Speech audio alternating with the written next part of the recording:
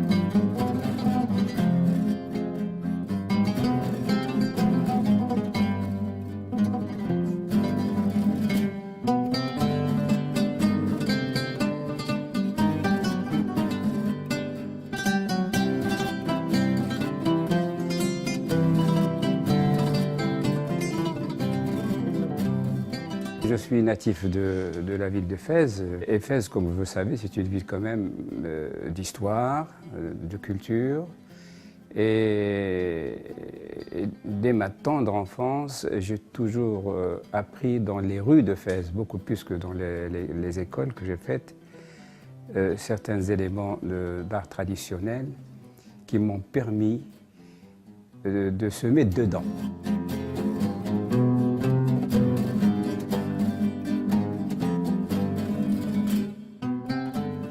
Et c'est à travers l'art ancestral, quand je parle de l'art ancestral, surtout l'artisanat traditionnel, le bois peint, le bois sculpté, la gravure, la feuille d'or qu'on utilisait à l'époque pour faire les illuminures, etc. Tout ceci était pour moi mon premier regard vers mon avenir qui m'attendait.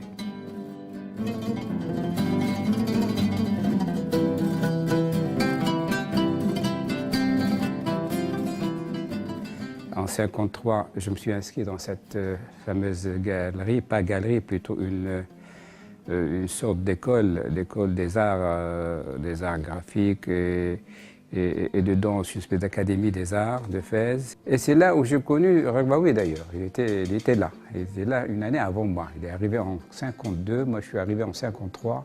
Et puis par la suite, Regbawé est parti à Paris et je me suis retrouvé juste une année après, donc à l'école des Beaux-Arts à Paris en 1954.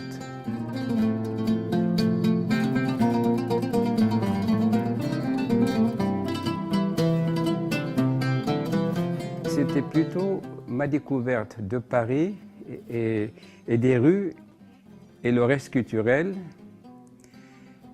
qui m'a formé beaucoup plus que l'école des Beaux-Arts. Et c'est là où Paris pour moi est devenu un pays extrêmement attachant.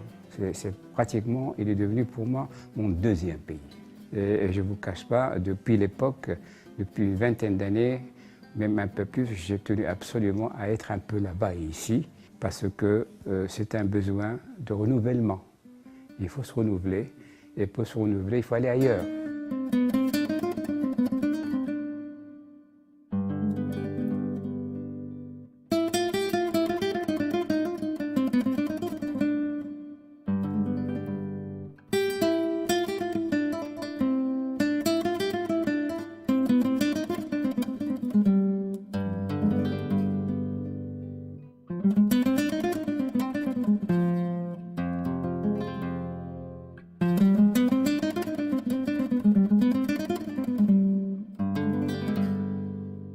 Avant d'arriver aux années 60, les années 50 étaient pour moi une espèce de figuration, une figuration un peu lyrique, dans le sens où j'aimais reproduire ce que je voyais dans tous les sens, surtout les portraits.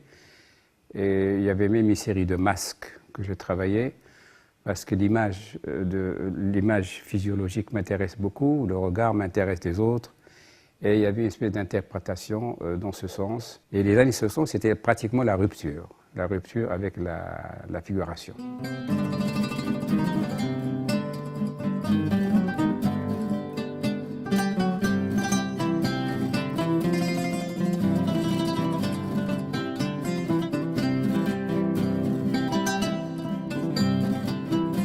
La lettre, c'est un petit peu la moralité d'enfance qui revient. C'est l'école primaire, c'est l'apprentissage de la lettre arabe quand on écrivait al-luha. Donc l'origine, c'est ça. D'ailleurs, quand je peins, je démarre toujours de droite à gauche, jamais de gauche à droite ou d'en haut en bas. C'est toujours comme ça. J'écris toujours. Cette écriture, elle se perd dans deux éléments, moteurs aussi, dans mes recherches, qui continuent et qui sont toujours là. Il y a la femme, le paysage et l'écriture. Pourquoi la femme et le paysage? Il doit y avoir une raison. Dans le paysage, il n'y a pas d'angle aigu. Chez la femme, il n'y a pas d'angle aigu non plus. Alors, ma relation avec ça, il y a la courbe. Et la courbe correspond donc à mon esprit, à ma moralité.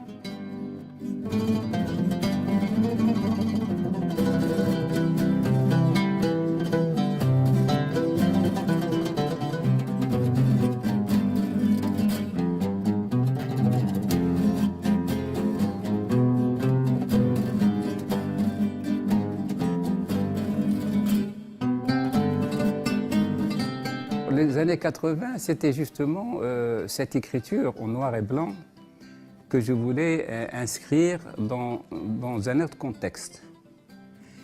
Et il y avait aussi le relief, le bois en relief, les années 80. Le bois en relief, je voulais m'approcher un petit peu de la tradition, de l'artisanat, pour voir où je peux aller avec ça. Mais je me suis trompé, ça je peux le dire sans problème. J'ai des très belles pièces des années 80, mais je les garde pour moi. Ce sont des expériences personnelles que j'ai faites, qui sont très liées à l'artisan, à l'art traditionnel, à l'artisanat, etc. Mais une fois que j'ai terminé cette expérience, j'ai travaillé pendant quelques années dedans, je me suis rendu compte que je n'ai pas à déranger l'artisanat traditionnel.